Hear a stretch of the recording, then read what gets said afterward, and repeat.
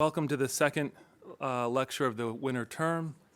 My name is Enrico Riley. I'm Chair of Studio Art. Before we get started, I'd like to ask everyone to please turn off their electronic devices out of respect for our speaker. It's a great pleasure today to introduce our speaker, Professor Christina Seeley. Just one more reminder to turn off devices. Also, after the talk, please join us for a reception in the Jaffe Fried and Strauss Gallery in the Hopkins Center, where Professor Seeley's work is on display. Professor Seeley has been a colleague in the Studio Art Department since 2014, where she teaches photography and senior seminar. She also was on the faculty for many years at the California College of Arts. For those of you who are lucky enough to have studied with her, they know Christina has a rigorous and critical approach, and she also has an amazing ability to address art both on in intellectual terms as well as on a personal level. Christina Seeley's photography and videos encompass her involvement with science and design and also architecture, and expands our definitions of what a photograph can be. She offers insight into the most fragile environments and helps us to experience our relationship to the planet. Her approach is experimental and often exhibition-based. She's generous in her ability to share her experiences and queries with the viewer in the work that she creates. A quote from her website states, "The work as a set of portals suggests new ways of sensing the self inside the realities of our contemporary relationship to the planet. Portals that serve as incremental but tangible ways to acknowledge and accept the fact of the climate crisis we are all facing." Professor Seeley's artwork has been exhibited nationally and internationally, and her resume is extensive, so I'll just name just a few items. Her most recent one-person show, Perdita, In Findings, was at her gallery in San Francisco, the Equinom Gallery. Her show, Next of Kin, was at Harvard's Natural History Museum in 2017. Group shows include In Vivo Tempo in the Netherlands, Altering Nature, Pictures Changing the Environment in Asheville, North Carolina, and at Aperture Gallery in New York and the Museum of Contemporary Photography in Chicago. Her photographs are featured in many public and private collections, including the Museum of Contemporary Photography, the West Collection, the Walker Art Center, and the National Museum of Women in the Arts in Washington, D.C. She has been an artist in residence at the Headland Center for the Arts, a fellow at the MacDowell Colony, and participant on the Arctic Circle program, and a recipient of a year-long public arts commission from the city of San Francisco. She received the Environmental Humanities Fellowship in 2020 from the University of Edinburgh and the John Gutman Photography Fellowship in 2017 and the 2014 Smithsonian Artist Research Fellowship. Her monograph, Lux, was co-published by Radius Books and the Museum of Contemporary Photography. I encourage you all to go to the library and view this marvelous book firsthand. Christina received a BA from Carleton College and an MFA in photography from the Rhode Island School of Design, and is an assistant professor in the Studio Art Department right here at Dartmouth College in Hanover, New Hampshire. Please help me welcome Christina Seeley.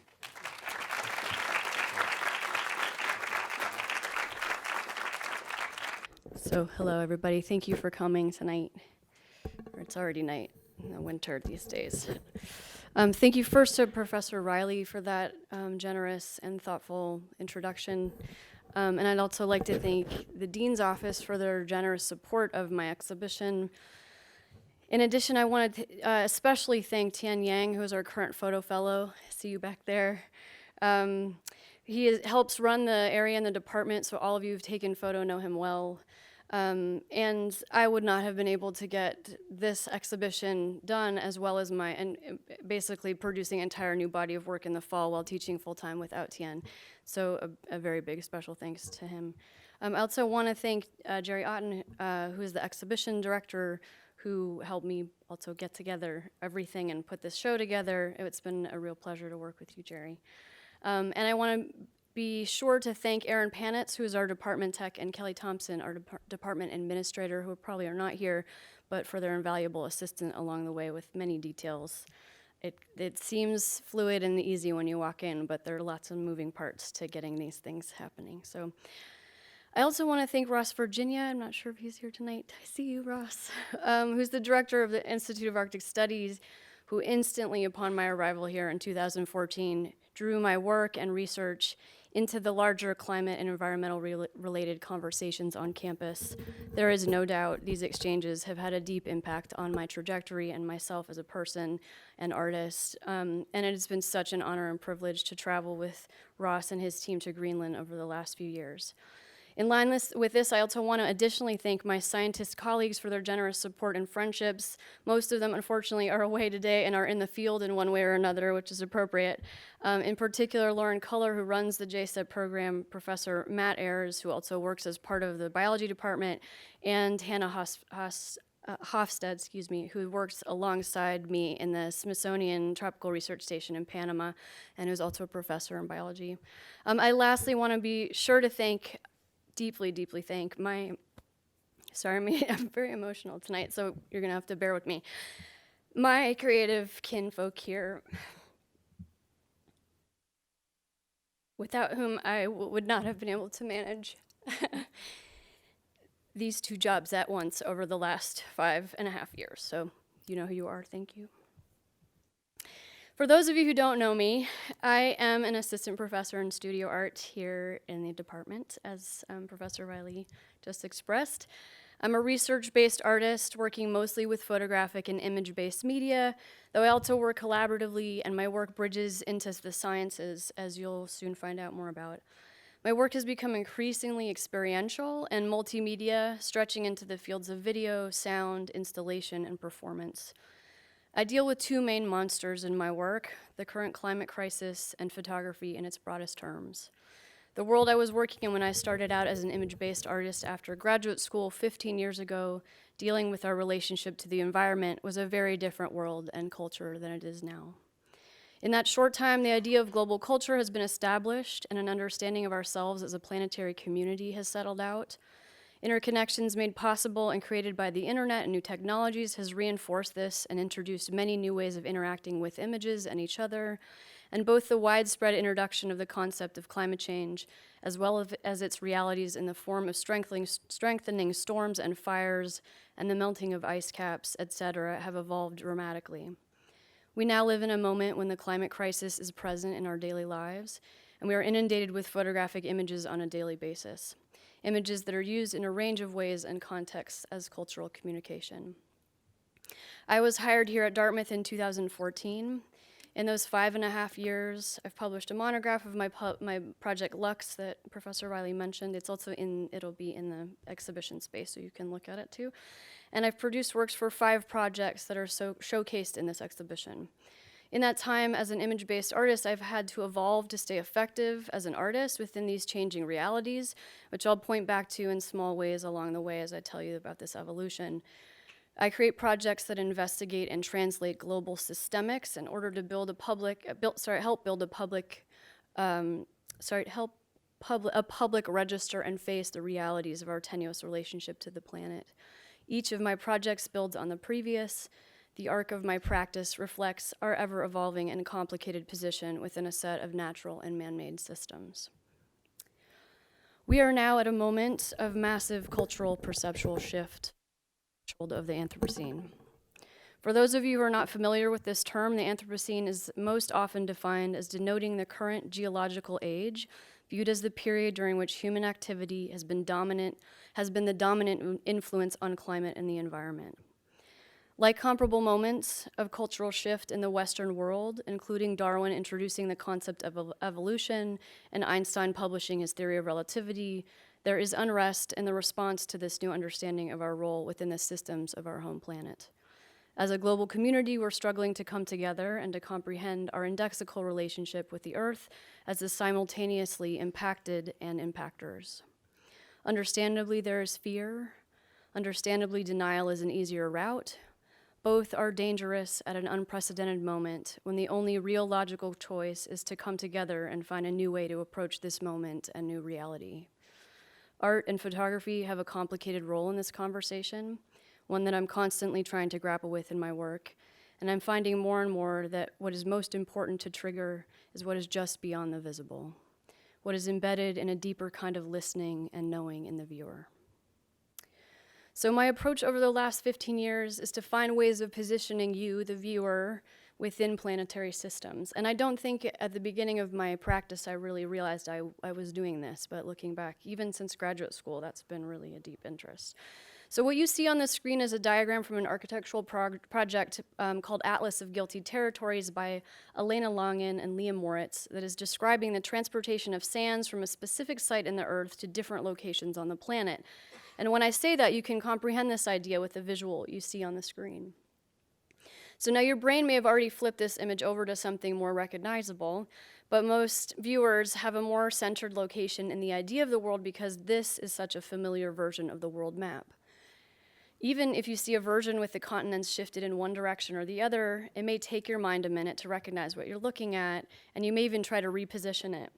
This version of the map with the north at the top, the south at the bottom, west to the left, and east to the right, etc., has come to be the most familiar to the Western world viewer. And as a side note, the poles are often left off of this map completely, which is interesting conceptually, and I would take a gander that this poles will be concluded moving forward. So if this is the version of the world map you're familiar with, then when you see it, there's a way you understand yourself to the whole. So how do you register time passing in relationship to the planet and planetary systems? Here's a map of vegetation growing over the course of a year that works, right? I mean, this is even this really pixelated version of a map. You understand time passing, just this transition of this yellow and green has a direct relationship with our understanding of seasons, right? So it's pretty simple, but we understand the scale of time passing on a global level.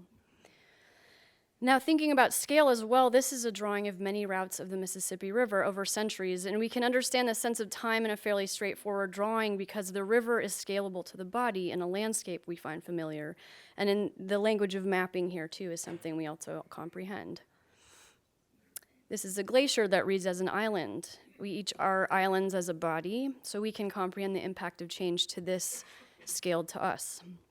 I'm breaking this down because as we have such a complicated relationship to scaling the planet to our own body or vice versa, to connect with larger scale or layered impacts of climate change, which obviously is an interest of mine. How do we get a little deeper into understanding what's happening, right?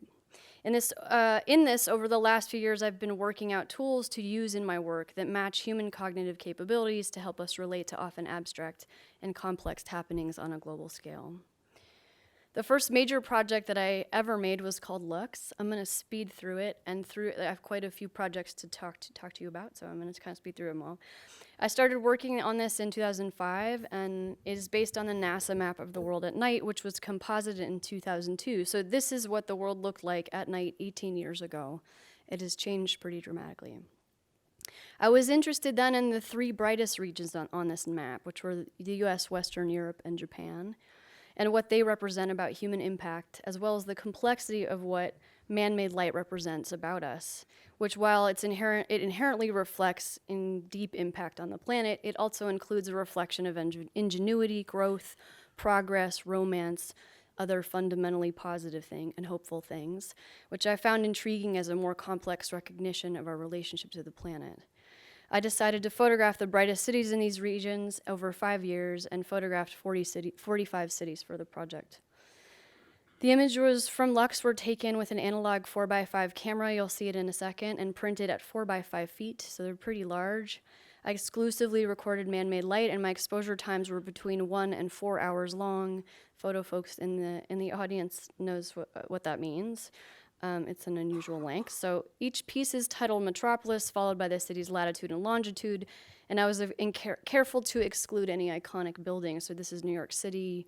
I am looking down towards Jersey City and the tip of Manhattan to avoid the most obvious view of an iconic city. They're designed to hang as a group in a gallery or museum setting. This is the Museum of Contemporary Photography. And when they are hung in a group, they're always hung with the NASA map key, connecting the viewer from the local to the global. So here's a key that actually is slotted into the artist book version of the book, and you can see there are 3 different colors that denote the regions. And then here's my camera. It's been with me, still with me. It's like my most important piece of gear. I've had many other DSLRs, but this is like, I need to give it a minute, actually. And in the lower right-hand corner there, you see this is I called it the box of potential. My first trip, I had no money. I went off and did this kind of crazy thing. I slept on floors. It was like, it's kind of defined my life in some way. It was a very deep commitment to do this project. And the first trip I had, you could see there, I think there are 9 cities. I didn't know if I got in any of those shots. I was carrying around this box of potential, and right at the end then could, get the film developed and find out if I had actually gotten it. So that was a very important box. This is Amsterdam. And going back here, I can show you, this is New York, this is Nagoya. In Japan, this is Amsterdam. And then Boston, it's our closest city, so I made sure to get it in there. It also has an interesting relationship to the next project that I'll share with you in a second, where you see these scribbles in the lines in the water below are actually a reflection of flights landing in Logan. You see that streak of light in the sky. Those are scheduled flights that are landing, and the registration of the tidal movement is causing this kind of scribbling of light in the water. So it's a beautiful conversation between man-made and natural time that I could not have imagined. So here's the book. I designed it myself, which was such a pleasure to work with Radius Books. David Chicky, who's the main designer, is incredible, and he was very generous and kind of let me design the whole book, and then he made it even better. He is incredible. And so the outside of jacket is acetate. You can basically turn off the lights by taking the jacket off, and then the book goes dark. And then it opens upward and has a pull-out map, key and map, and a set of essays, one by Natasha Egan, the director of the museum, one by Liam Young, who's an artist, architect, and futurist who I've worked closely with and traveled with over multiple years, and then Jane Brox, who wrote the book Brilliant, The Evolution of Man-Made Light. So those 3 are in there. My next project was prompted in 2009 by the profound experience of traveling to Alaska on a ship for 2.5 weeks on the Aleutian chain. There you see there, all the way across the Arctic Circle to Russia and back. It was during the height of summer migration, and embedded within now a set of natural systems. This experience had a huge impact on me, and essentially really changed my life. As a counter to the intense disconnect with natural nighttime that Lux reflected, not long after this experience, I took this small amount of savings I had then and left my job, which was adjunct teaching at the time, without security of having it when I returned, and moved to Alaska to live and work in the Arctic for 6 months, from summer to winter solstice, in order to experience the evolution of perpetual day to perpetual night.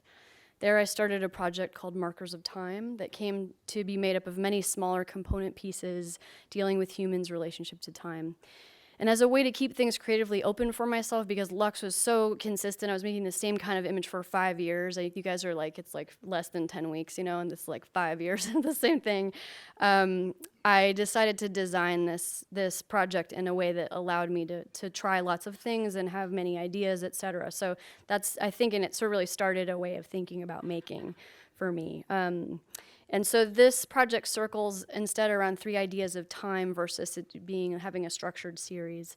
So I'm using Latin on purpose. I use it a lot in my projects as a reference to a language that was once in a very colonized Western way deemed universal. It is no longer that. People don't really understand it anymore. And so it's sort of pointing back to that disconnect we have both with the natural world and in some ways with that scientific language. So UGIS is Latin for constant, focuses on natural time through the constants, the sun, moon, and stars, so geologic time.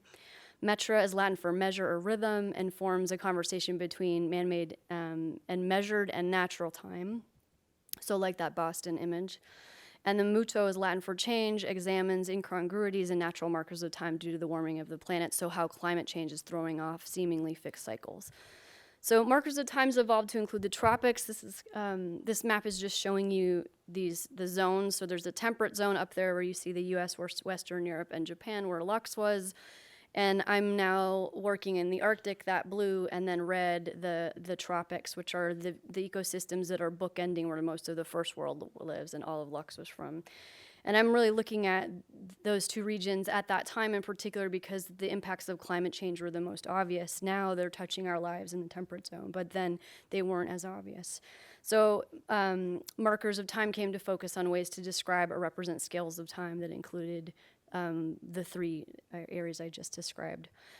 So as it can be incredibly difficult to describe something as abstract and enormous as climate change, I began to think about visual references that could play out this idea and started thinking about how animals could reflect the impacts of climate change as sort of stand-ins for us in a way.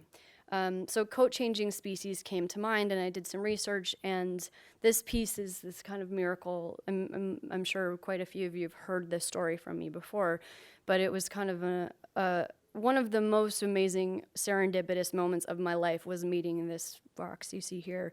I was on the Arctic Circle program, and I was looking for a coat-changing species at this moment where they were out of sync with climate patterns. Now, on the left, this Arctic fox, their coat-changing species is based on length of day, so it doesn't have anything to do with when the snow falls. And it's now bright white on the brown tundra for a length of time before the snowfall, the season lasts essentially, and near the end. And you see it here. So the second day on this program, this fox just happened to follow me back to the place I was staying, and I had like a half an hour spent with this beautiful thing, and it snowed the next day. So this is kind of a miracle moment in my artistic practice. And then the second image is my trying to replace this animal back where it belongs. It's sort of sad, like registration of both impact and witness and all of that. So the hand is really important that my hand is in there. And then this is a diptych that's also in the exhibition. It's called Helios.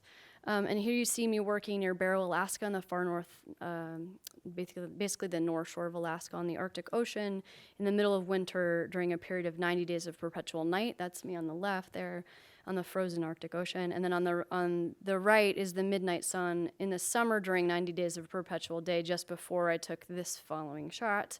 So this is that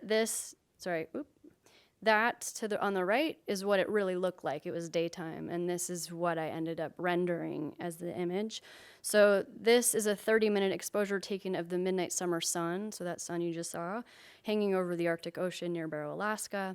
Solstice marks the halfway point during this 90-day of perpetual summer daylight, and I used something called neutral density filters and the reversal of large format negative film. So when you flip the film in the carrier, it has an anti-halation backing. It's kind of like helps with flares. When you load it backwards, which I found out in Lux accidentally when I loaded it backwards, it only allows in the warm tones, and so I used it purposely to render the sun as the moon or day as night and sort of play with that conversation. And then here's what my camera was looking up into in the tropics for this half of it. Same thing, a 30-minute exposure on the island of Isabella on the equatorial Galapagos Islands, where length of day is constant all year round. So you have that massive pendulum swing in the Arctic, and then you have this consistency along the equator. So again, having this conversation with those two regions and using that same method. So again, I'm really playing with the medium too. So this is the Deflau animalis diptych, also in the exhibition. Deflau means to flow away or disappear, and it shows a stark fading landscape that houses ghosting images of walrus, a species whose survival is highly dependent on the platform of sea ice that is shrinking due to climate change. On the right, you see humans, a species intricately linked to this greater systems and has a great impact on them. So this set of images was taken while I was on the Arctic Circle program as well in 2010. And I was traveling around the Svalbard territory, which is a group of islands you see up there, this far north of Norway. Moffin Island is at the very, very top of these islands. So that tiny, tiny dot is where we were with this group of walrus. It's probably the farthest north I will ever get. Very enormous. They're amazing. So we were just on this tiny flat piece of land. It was us and this incredible group of animals. So like deep privilege to meet them. It's really incredible. So here's one of them I got to meet, and it's really low light, so hard to photograph them too. So it's deceptively bright, but the sun does this. It was October, so the sun's not going overhead. It's just kind of warm all year round. So more dramatic than we have here, but something like our winter light. So this is what they turned into, these pieces, and you'll see them in there. And then quickly, that's just an install shot at the Brower Center in Berkeley, California. So through markers of time and this initial experience with the fox, I began to think about translating ways in which a range of species were being impacted by climate change in order to represent changes that were already highly visible in the Arctic, as well as in the tropics. I began to seek out biological scientists. So this is really when I started working with scientists. This is Denver Holt, who is an owl expert who had the privilege of going out into the field with just outside of Barrow, Alaska again in the summer of 2012, where he's been working for about 30 years monitoring snowy owls. His tasks were to check the nests to see if the families were healthy. Snowies are a barometer for the health of the Arctic ecosystem, and as a charismatic species with a great deal of symbolism in many cultures, it seemed like a good place to start as a subject. If the owl pair is healthy, the male will dive bomb you, as you see here, to protect the nest. It was quite a learning curve to go from still nighttime shots of cities to like a wild animal who's attacking you. But it was such, I bring up this experience often in my lectures because it was one of the few moments in my life I feel like I brushed up against wildness, like a deep, deep kind of wildness. And it was one of the greatest privileges to be so close to such a beautiful creature in the act of fierce living. So their wingspan is about as big as mine, really beautiful, huge animals. And as a side, we would always leave as quickly as we could not to over-agitate them, so being aware of impact, obviously, on their rhythms. So this work eventually evolved into my photographing 10 species impacted by climate change. It became a set of daguerreotypes. 2 of them are in the show. So 5 are from the tropics, and here's you see the set from the Arctic. And the daguerreotype is one of the earliest photographic processes, and it's made on a mirrored surface. I worked with someone who does this. It's an incredibly challenging process. If I made them myself, they would look terrible. Okay, and I'm good at this stuff, right? Okay, so this guy is amazing. Eric Martins is his name. So that was incredible too to work with him, and he's so talented. And then so the image shifts with light and angle between the ghost negative, the trace positive, and the direct reflection of the viewer. You cannot avoid the literal reflection of yourself intertwined with the subject you're seeing. The alternation between the ghost image, the trace positive, and the mirror was fitting to the early uses of the daguerreotype, as many daguerreotype portraits were made of soldiers heading off to war, so mostly the Civil War. These portraits quickly became post-mortem images known as memento mori, associating this photographic process with a premature sense of loss. The subjects are all set center looking or posing as if for the camera, speaking to the history of portrait photography and painting before it. They serve as stand-ins showing a collection of anthropomorphized moments of calm, stills drawn from a set of wild kinetic lives caught on a changing planet. So the language I'm using is of portraiture, but these guys I'm photographing them in the wild, right? So there's this kind of like positioning of a way we view both ourselves and other animals, right, onto how I'm capturing them on purpose to really speak to that history. So the complexity of what the daguerreotype process, the experience of the object. So when you go into the show, move past them. Like they're meant to be kinetic. So you are meant to move with them and engage with them. So this history are meant to symbolize and set and sort of build a contemporary set of metaphors reflecting the edge of a great loss we're now entangled in. They reveal slivers of lives, registrations of light, drawn from a world humans are inalterably changing that's now on the brink of the 6th extinction. In 2012, through a grant from the Canary Project, I traveled to the Galapagos to photograph the 5 species in the tropics, and this is the marine iguana that's in the exhibition. And there they all are. They face the sun. They like worship the sun. It's amazing. The animals in the Galapagos, they don't have any predators, so you're just standing in them. It's insane. It's amazing. So these guys they're like thousands of them just looking up at the sun. It's a really powerful thing. Incredible. And then here's this is a pink turtle. And it was really hard. I have deep respect for underwater photographers. I was terrible at it. My camera kept focusing on debris right in front of the lens, and so I got the daguerreotype, but it was kind of a battle off. And then these two, in 2016, again, I had the privilege of traveling to Greenland with the Institute of Arctic Studies JSEP program, and for the first year, and I was able to photograph the last 2 species that I needed for the project, which is the muskox on the left and a caribou on the right. That caribou was not the caribou that made the cut, but was this very sweet caribou that came and kind of I was way out by myself in the tundra and was standing there, and you just saw that exchange. It just came and kind of had this exchange with me. It was amazing. And they roam in Greenland by themselves, which is different. In Alaska, they're in herds, so it was really an incredible experience. Being with these animals in the wild is just like has deeply informed me, I think. So this is actually here. It's those guys on the right, and this is what the daguerreotypes became. I gifted 2 of them to the Institute of Arctic Studies, so you may see them over there. Okay, in 2016, I was invited then by the Harvard Natural History Museum to design an exhibition and make a new body of work in relationship to the topic of the current extinction crisis. This was in partial collaboration with the Canary Project, who are they've been collaborators of mine since the Galapagos, actually. And while this was a huge project for which I managed more than 20 people and a massive production, I'm going to breeze through it I need to get to the other projects. So it's like I could do a whole talk on this, just one exhibition, actually. So while I was teaching full-time the first year, I had to figure out how to research down in the collection. So I would just drive down every Friday to Cambridge and had this incredible, like, weird series of regular series of experiences where I would go into that, basically, like that world. And which I absolutely loved. It was really powerful. And on a visit to mammalogy, the collection manager, who I got to know these 2, Mark O'Mara was a collection manager in mammals, and then collection manager Jeremiah Trimble in ornithology. I spent a lot of time with these 2 guys. On the first visit, Mark mentioned the story of the sable, and you'll see the sable in a minute, that one member of the species is extinct and another cousin species is endangered.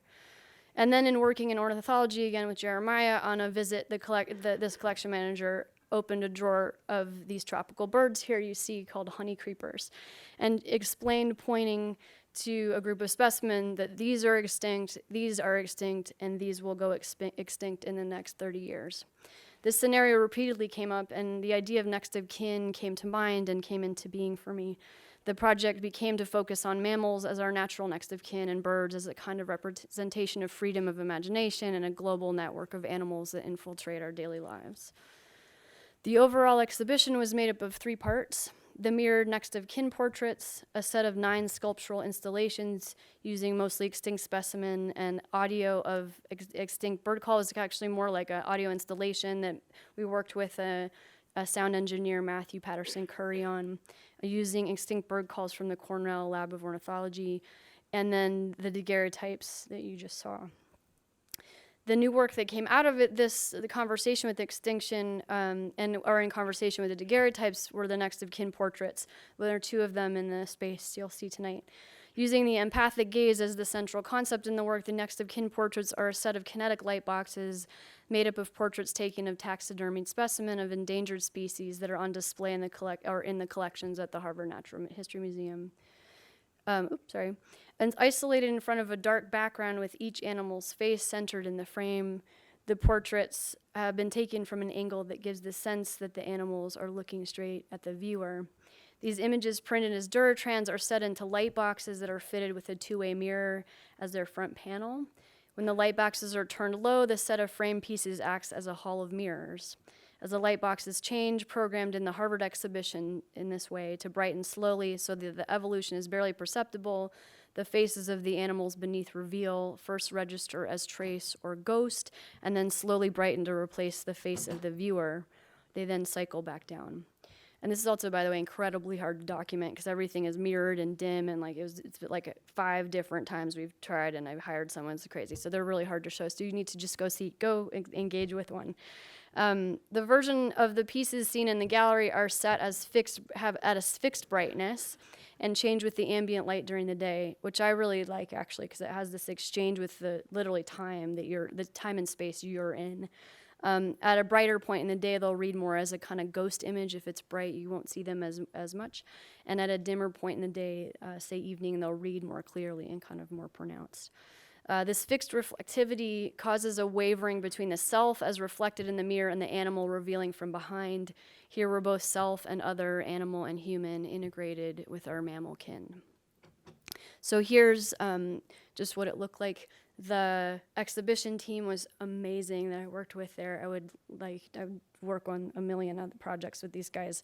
And what they did was we had these shoots planned very specifically. The museum's open all the time, so we would kind of strategically plan a certain slot of time, and then they'd pull out the specimen that we needed. In a second, I'll show you, they couldn't pull all of these specimen out because some of these cases have been there for like 100 years, and they're jammed with animals, and it's very complicated. So this one was unbelievably exquisite animal. Like as an object, you never get this close to a jaguar, right? And it was unbelievable to actually be able to really appreciate this creature.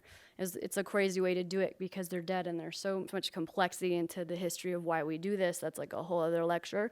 But there's something really profound about being able to just be this close to this animal. And here's the sable. So this is one of the sables that's endangered. In the show, in one of the installations, the horns of the extinct species of sable is also in the show. So that gets to play out. And here's just a little video. This is Hannah Nelson. Some of you guys may know her. I think she was our previous photo fellow, and she was invaluable assistant on this project. And here you see, so this sable is, can't tell what you're seeing, but yeah. So this sable is jammed in this huge case, and you'll see in a second with all these other animals. And there's this huge rhinoceros right here. That's a rhino that is filled with plaster, and it's been there since like literally for like 100 years, and they can't move it. So we just had to like jam ourselves inside a glass box in a room with all the lights off with all these dead animals and like do this thing. So it was a pretty surreal, it was a pretty crazy experience. But yeah, I was really surprised I didn't have weird dreams that whole time because there are lots of bizarre incidences, but they were kind of great. Actually, even once they pulled, there's a dog in a wild dog that was one of the things we photographed. They happened to pull out the wild dog when it was just facing like a cat, and we just turned around and it was like they're looking at each other. It was in the glass. They're just the most bizarre thing is what happened. So anyway, you'll meet this sable in the space tonight. So a recent project titled Terra Systema, or Earth Systems, it takes a kind of different angle at trying to understand our place within a new set of systems. So that's the animal kingdom as system, right? Transmagrifies the tropical rainforest and the melt of the Greenland ice sheet into respective respiratory and circulatory systems. The idea is to scale the planet to the human body. The work uses the role of the Arctic and tropical ecosystems play in our imaginings and understanding of the planet to connect the singular system of the self, so the viewer self, to the whole of the Earth. And these two pieces are in the exhibition. The project began through extended research and work at the Smithsonian Tropical Research Station on the island of Barro, Colorado, in the Panama Canal. As a past Smithsonian Artist Research Fellow, I was able to connect to the station and was incredibly lucky to be able to register my project like a scientist to come to the island to research over a 4-year period. This half of the project centers around translating the tropical rainforest belt as a kinetic living, breathing system. So I traveled over 2 years to the station with an assistant, and the field work for the project eventually consisted of around 8 hours a day hiking on a network of complex and overgrown trails all over the island. The shooting process is made up of multiple daily rounds of setting up and taking down this 4x5 and DSLR kit you see in extreme heat and humidity with a great deal of time waiting for light and air and wind to cooperate. And there are lots of bugs and stuff, but it was just, you just get used to it. And to get the shots I needed, this is kind of a good, we just set up in kind of a lot of weight. And it was very connective and meditative way to build a relationship to this place in the forest. I was basically waiting for the forest to breathe for days. It's a beautiful thing, actually. And so here I would take these exposures, these long exposures, to allow that kind of understanding of air, right? There's a registration of air moving through. And also there's a video installation that goes with this piece too. That's more 2 screens on, you're sort of set as a stage between Greenland and the ice sheet and this rainforest. But so through the long exposure, respiro is this side, which means breath, situates the viewer within the motion of the breath of the canopy, and again, playing with this kinetical interplay of light and air. So in response to the growing concern about the alarming rate of melt off the Greenland ice sheet, I traveled to Kangerlussuaq, Greenland over 2 summers. So that first summer when I photographed the caribou and muskox, and then the following summer. And this was with the Institute of Arctic Studies JSEP program. I just wanted to put a little, like I would go and work with the students the first year, and that was amazing. We just made cyanotypes, and the JSEP program, to give a little shout out to it, is amazing. High school students from the US, Denmark, and Greenland get to learn about science from Dartmouth, grads mostly, and faculty, grad students and faculty in situ in the landscape there, and it's an incredible program. So that was really meaningful to have an exchange with them. So there I began a series of similar works to play out the kinetic life of the ice sheet melt, concentrating on the accumulation and movement of water of this mass country of ice. This work, flumen, which means to flow, follows the path of water, starting as glistening drips of melting ice that cumulatively build to an exponential force, one powerful enough to affect the balance of our entire planet by altering the stability of its circulatory system or network of ocean currents. So Kangerlussuaq is set at the edge of a large fjord. It's a Greenlandic town that has developed out of a defunct American Army base. It's one of the very few airports in the country that is large enough to allow both government and commercial airlines to land. The longest road in Greenland is a 25-mile dirt road that runs from the town's edge to the edge of the ice sheet. And you'll see, see here, if it'll let me. No, I guess it won't. Is it good? There we go. Okay. It is also one of the only places to access the edge of the ice sheet in Greenland by foot. At the end of the road, you can walk up onto a glacial moraine and out onto the ice. The Greenland ice sheet that makes up 80% of the country is 660,200 square miles. So it's a very big piece of ice. And there you see it. So it's kind of like car hiking. You have a 4-wheel drive truck to get out there, and satellite phones, and et cetera. And it's unbelievable amount of water that melts. This is one of my favorite spots to work. This is beautiful waterfall. It's really windy today, and obviously very cold out there, but at this point. And then here's how they stayed warm. If you wanted me dancing, but I decided not to push it with you guys. So here's Ross also, and I working as artist along with scientists interpreting this landscape from differing but complementary perspectives. Okay, so I photograph so you purposely have no footing in these 2 sides, especially in the rainforest. You can't feel the ground, and it's often difficult to tell how to orient yourself to the environment to enhance the feeling of being integrated. And the images are designed to compound and confuse photographic time as to set the viewer within the continuousness of these cycles. So while they're hard to translate on screen, the top archival vellum print on top reads as kind of a skin. They're actually 2 prints that are overlaid onto each other, and you'll see them in the space. They're very subtle, but they're, again, 2 exposures, and there's an archival inkjet behind a vellum print, so they kind of combine to create this, like, compendium of time, really. So these are just from my exhibition at my gallery in San Francisco in 2017. And for the water pieces, I used 2 different lengths of exposure combined. So in the rainforest, that was challenging. If I doubled up, everything would get really dense and weird. And the water is really hard to scale, right? Trees are 1-to-1, so that it wasn't a challenging thing to understand, like how to kind of scale the place and the image. Water is very complicated. So I had to do all these the first year everything failed. So I did all these tests on the Connecticut River here to try to figure out how to express or explain sort of like that scale of water. So I would use, like, here you see this little stone, right? Kind of gives you footing so you understand what you're looking at. And then there are actually two full prints. One is really fast, so sharp, and the other's softer. And sometimes one's on the top and the other's on the top. So that combines to create this kind of really beautiful, weird overlap of time. It's actually literally the same thing you're looking at, but so they all have a really different feeling. Some are really soft and shaggy, and some are really sharp and sparkly and all of that. So, and there's this feeling of perpetuity, like they're actually in motion, which I really liked in the end. But they were very interesting problem solving as a photographer. Like the printing, it was nothing like I'd done before. And this paper was designed in Italy, I think, to just actually, vellum's really hard to print on or it'll smear quickly. So it's designed to catch inkjet. It has some tooth so that actually inkjet ink will stay on it and it won't smear. So again, there's no edge to time. That's a big thing. This is a Moulin, so one of the small rivulets that goes through the ice sheet. And there they are framed again. So this is the last project, and then the video installation I'll talk about at the very end. This is my current project, so most recent work. In this current complex moment of dramatic political, cultural, and environmental flux, my most recent project in progress, Perdita and Finding, so Perdita means lost, faces into the inherent tentativeness brought on by exponential change.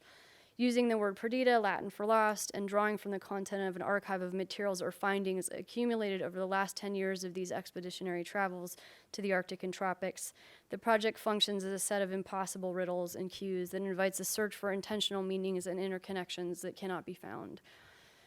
The central piece for the project seen in the gallery, Quantitar Glacius, is comprised of 11 prints, each mounted on a thin layer of board, then mounted together to form a slight pyramid, so it's actually dimensional.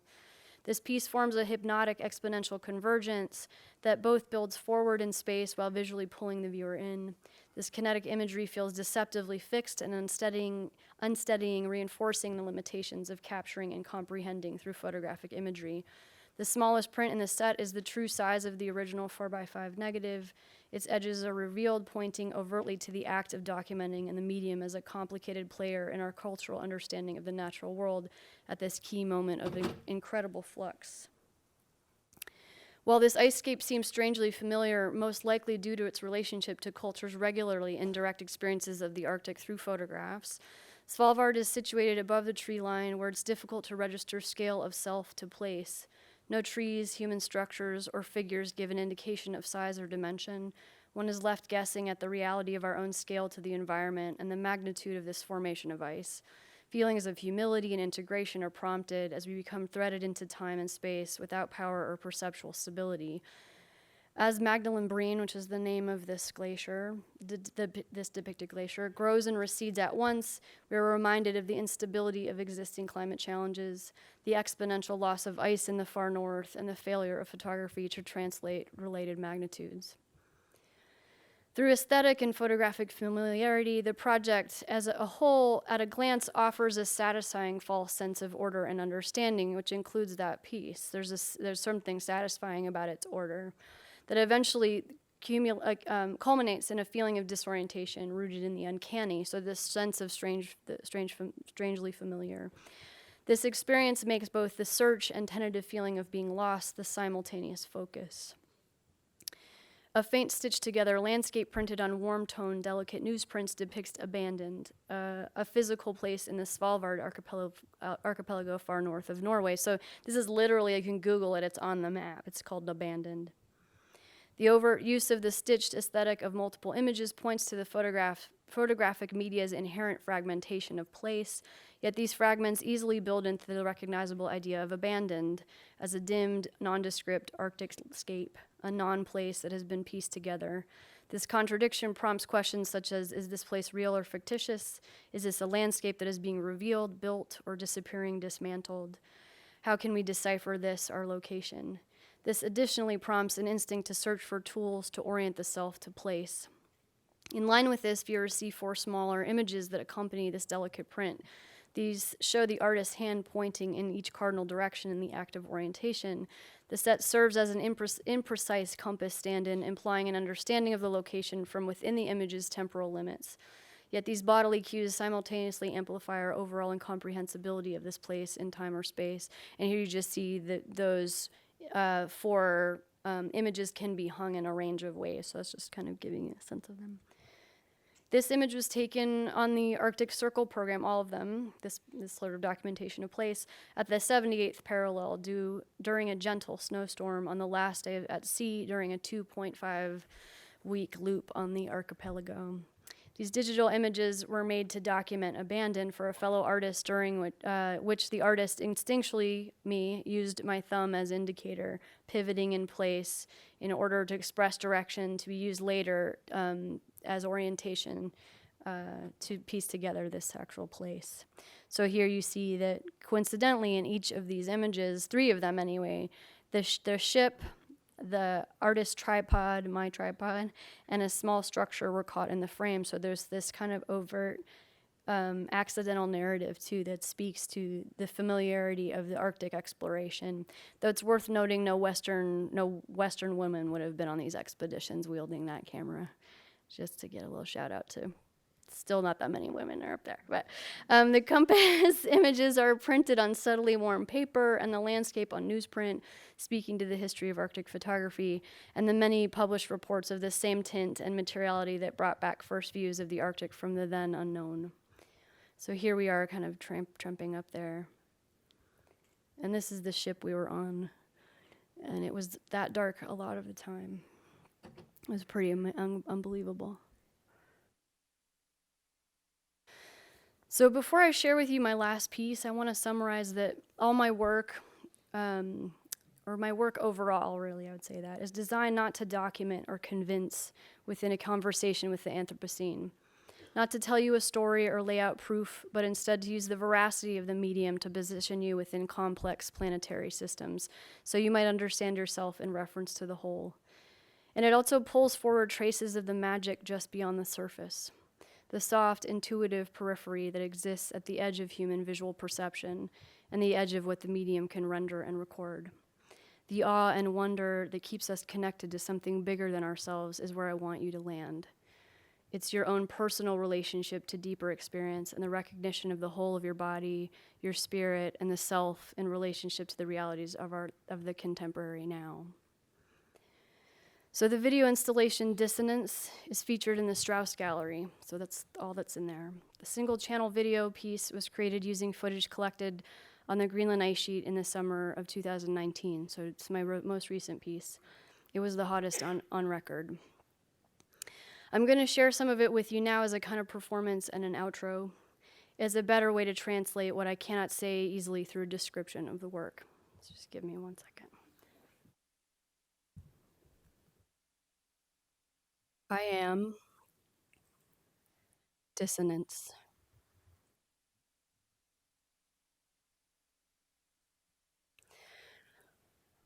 What does it mean to be human in this?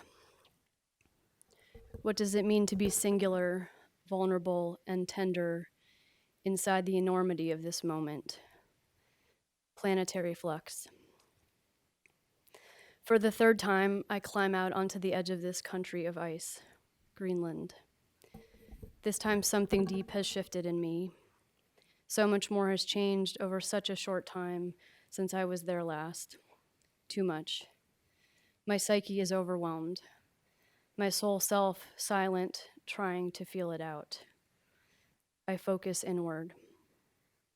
This time I find my own edges, my own pulse, my breath and beat, my own temperatures.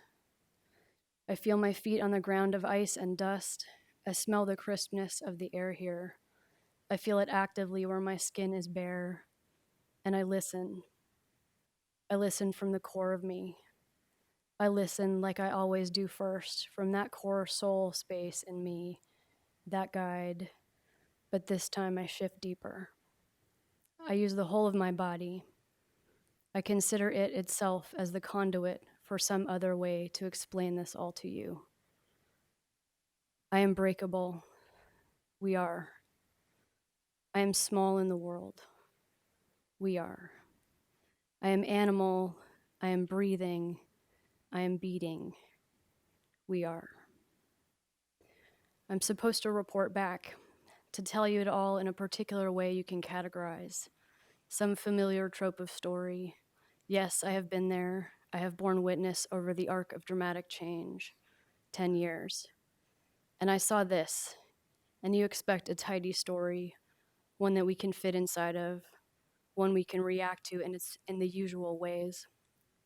But this, it is wild and far wider than we can easily comprehend. It is about a deep, entangled dissonance.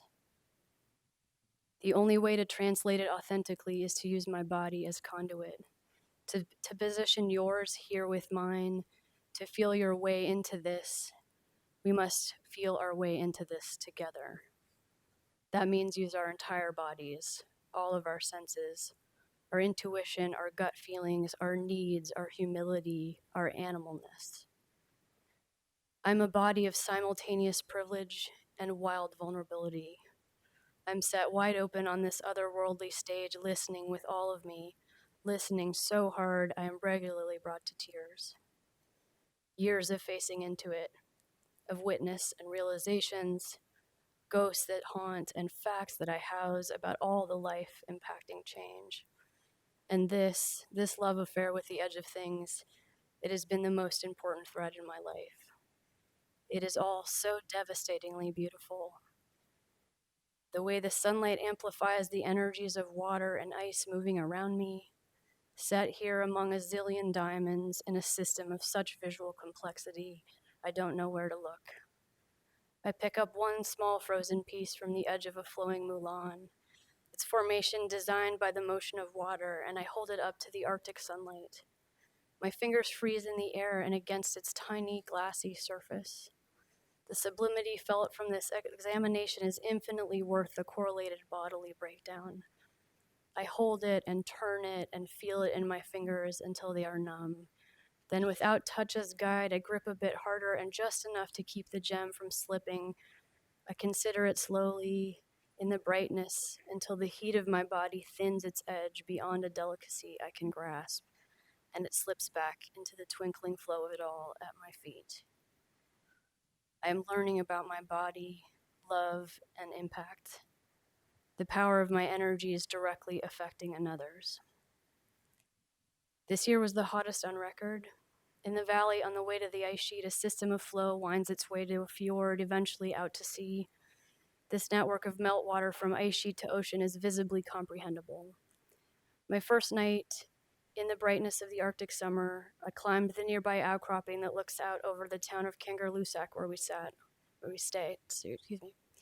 It's a breathtaking 360-degree view, and all I could focus on was the sound of the water in the river way below, like white noise turned up too loud, so much water echoing its motion throughout this wide space. All I could do was feel what this meant, with my body, with my full set of senses, to register it as a knowing, the most important kind. We are at an unprecedented moment. Cannot say this loud enough. I come from the front lines. Believe me, I will say it again. We are at an unprecedented moment. All I can say from all that I house is we need to start to collectively think in new and generous ways. Not built out of fear, but built out of inclusivity and possibility. We need to be in and of the world, to feel it more and notice how we are not separate.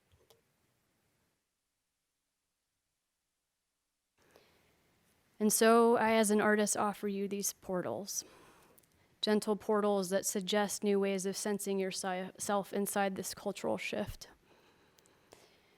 As Professor Riley quoted earlier, incremental but tangible ways to accept the facts of climate change and what it implies. Essentially to aid in the comprehension of what the Anthropocene means about us and our home planet. I invite you to feel your way into the works, to slow and quiet and register yourself to a larger world. We must face into this new reality. We must, as the theorist Donna Haraway says, stay with the trouble in order to find our way out of it and find ourselves fully human as emotional and intellectual animals. I invite you to spend some time in the galleries with all of this in your hearts and minds. Thank you.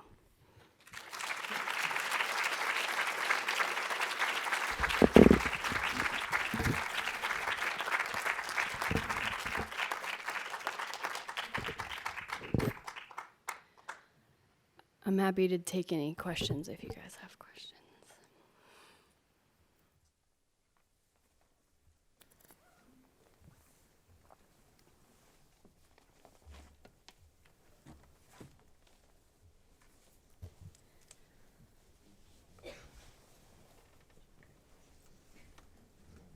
Yes, Victor.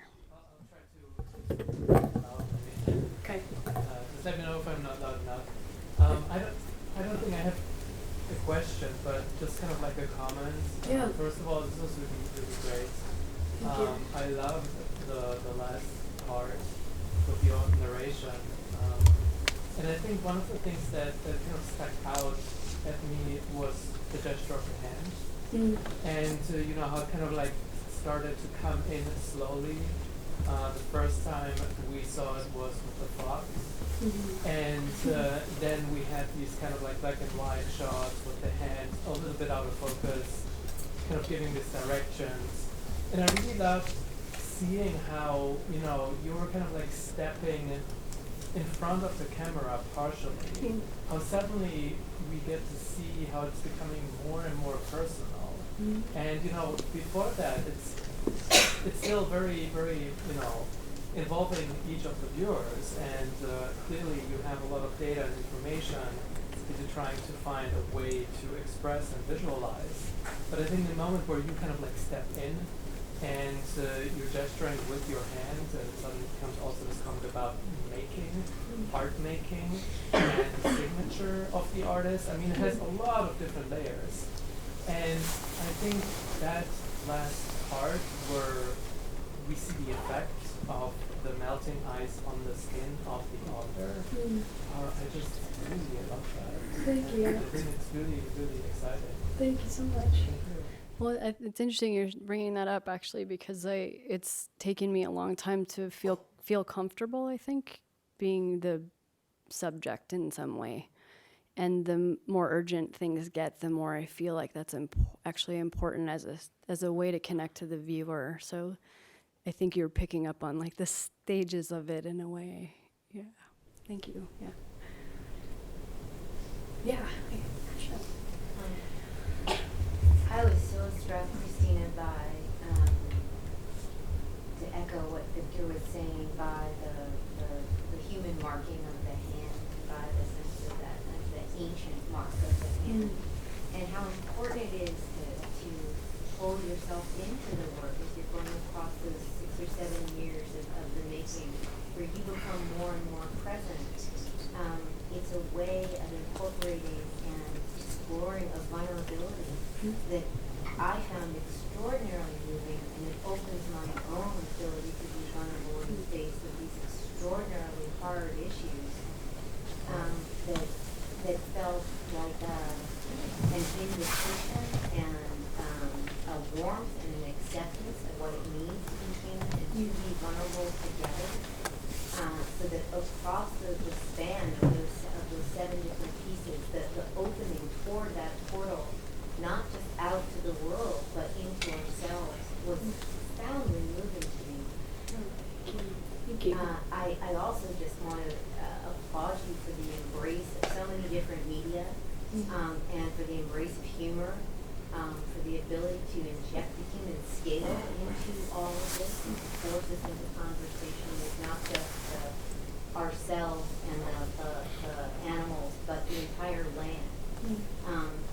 That you're able to move between those registers is extremely powerful and beautiful and really inspiring to me as a writer, as a mother, and as a person trying to build community in my world.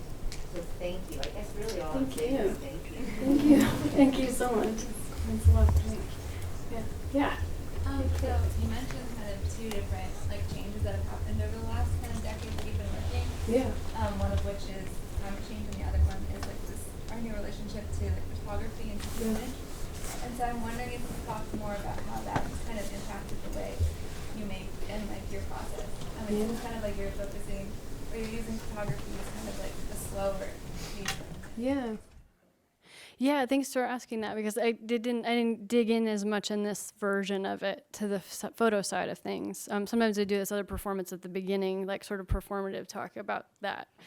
Yeah, I think because we're so inundated with photographs now, as all of you have been in classes with me, we talk about this too. And I'm sure you all feel it. It's challenging to make a photograph that has impact, right? So, your viewer, you're assuming, is coming to any image you make with this massive folder, right, and set of kind of like cultural consciousness that has photographs that's related. They're related to almost anything. So I think in that, you kind of see from Lux to, Lux is still fairly objecty, but to now, there's been this evolution of the experiential. Like, it's important you're almost in the space with the work, and all those mirrored pieces are so hard to translate. I'm glad in this case I can say, I'm going to tell you about it, and then you can go look at it.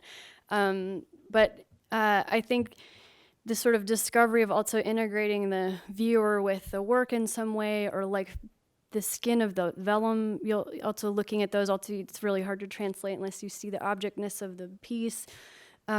All of those things become more important to me. So I think in some way I'm pushing, or I'm interested in getting you both to think about like the history of the medium. So there's weird ways I'm pointing back to also like how things were made, if it's just to show you the edge of the 4x5 negative, or my hand being like breaking the fourth wall somehow, or if it's the materiality of the surface of a print, that kind of thing, that you really start to think about how things were made, or the way we look, like pointing back to this sort of history of looking.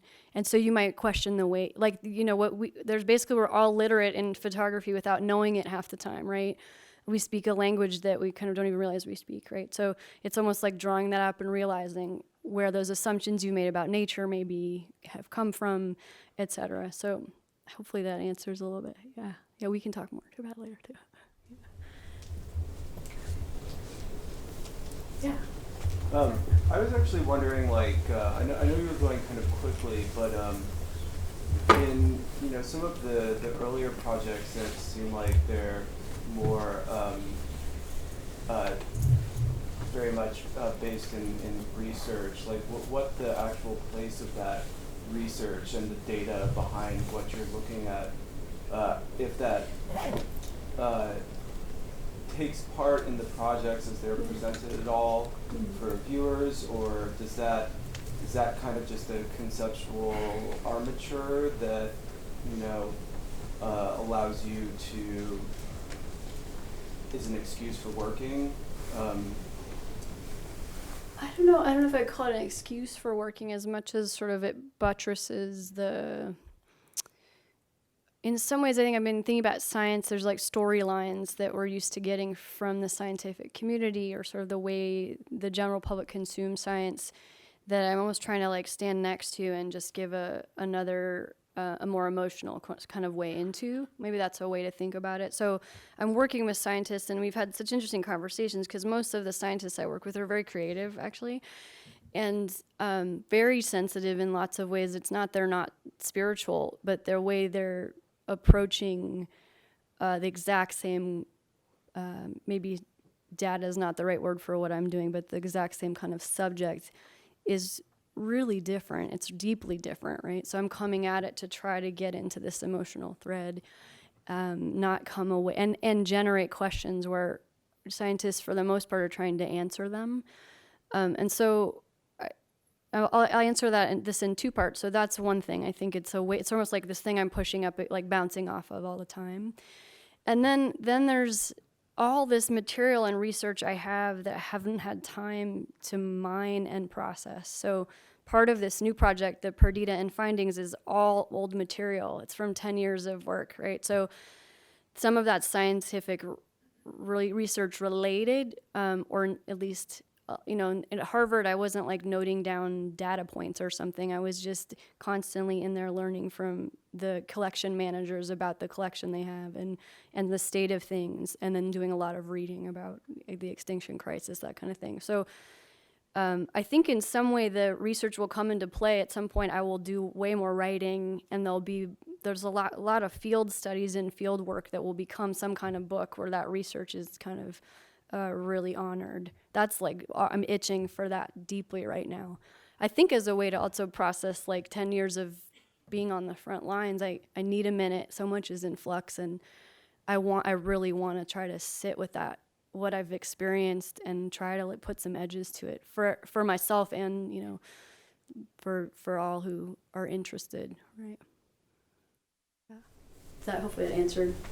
Yeah, I think it does. Yeah, I mean, I would, hearing you talk about maybe working with that data going forward is really exciting to me, because I think that, as creative people, you can't underestimate, the value of your kind of alternative ways of thinking and cognitive processes tackling data like that, and what that can, the kind of insight that can reveal that other people who deal with that sort of thing on a daily basis might not see. Right. Yeah.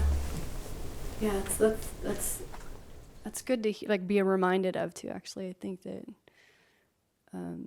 I hope. I really enjoy working with the sciences, and the Natural History Museum experience in particular was it was just so profound to have this exchange with that community, and.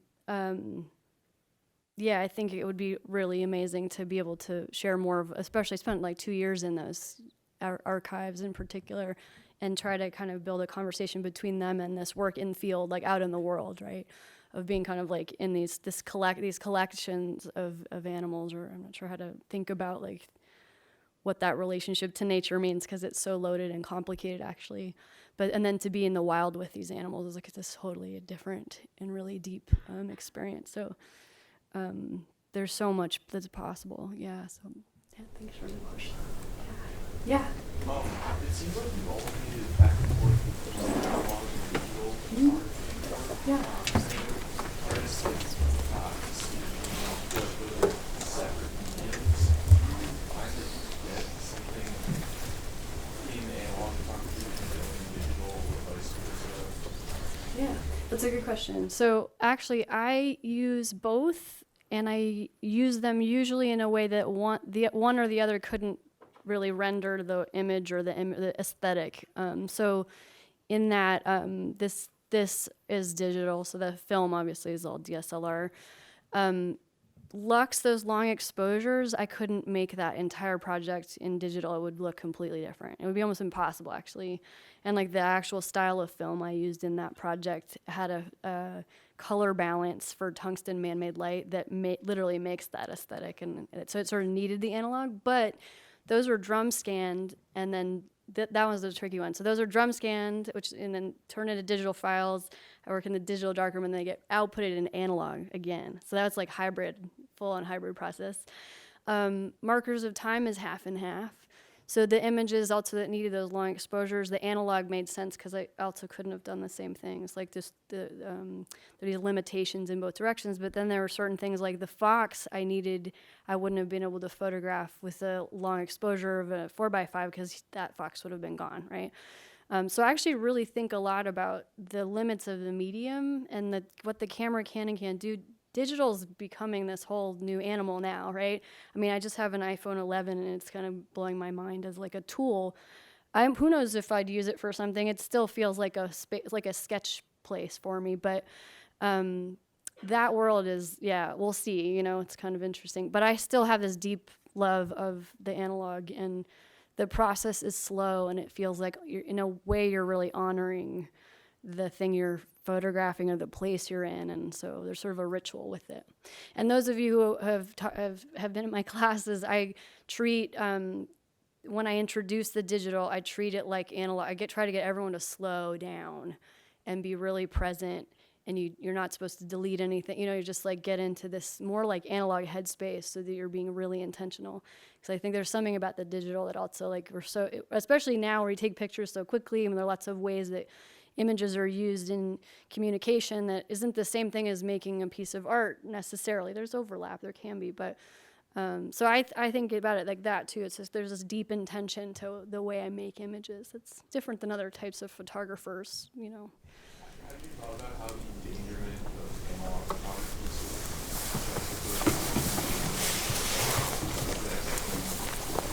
I have not yet. I like that. Like the death of analog. Yeah, I will say this. There's still a healthy. There's still a healthy community that. So we'll see. I'm like yeah, that loves the analog. It's not totally gone, but I like that. That's think about it. Yeah, Ross. Yeah, Christina, this is just so amazing. Thank you. And moving, and we were talking about the science and your art, and I think probably the best time I've had in Greenland was that first season when I just carried your camera. You're like best assistant. Yes, thank you. Yeah. We had this long dialogue. We reach a point, and you go out, and you would start looking. Yeah. It's the place I've been, and I'm looking. We're not really seeing the same thing. Yeah, that's right.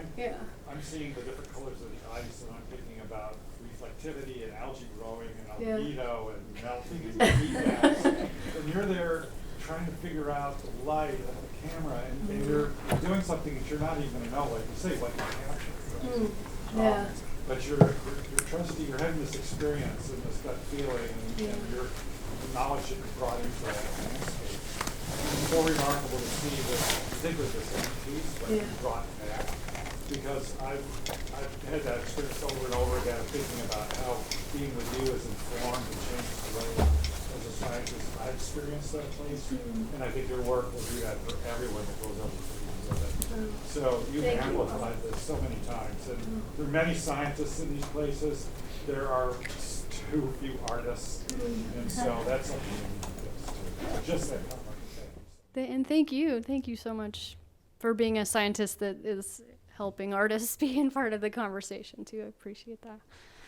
Yeah, thank you so much.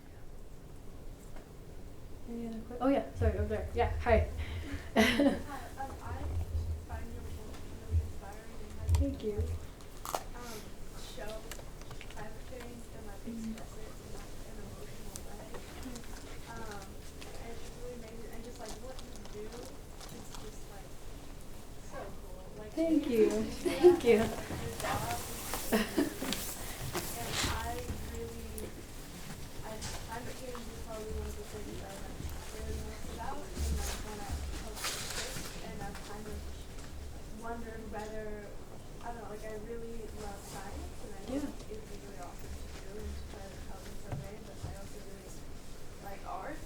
And I feel like what you've been able to do is really show maybe people who don't care as much or know as much like what's happening, to like show them and make them like feel what's happening. Which I think would make like a really big impact.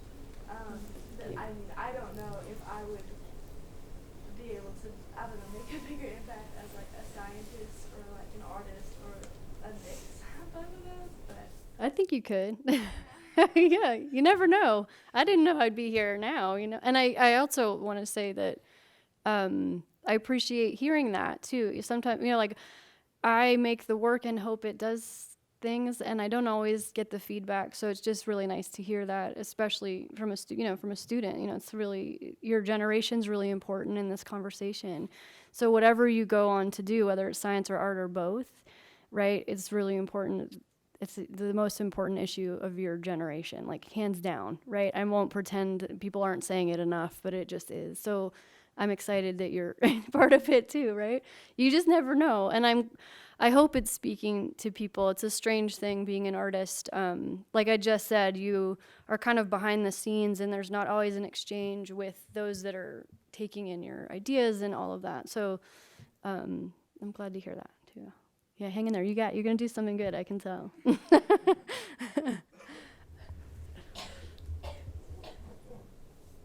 Any other questions? No? Okay.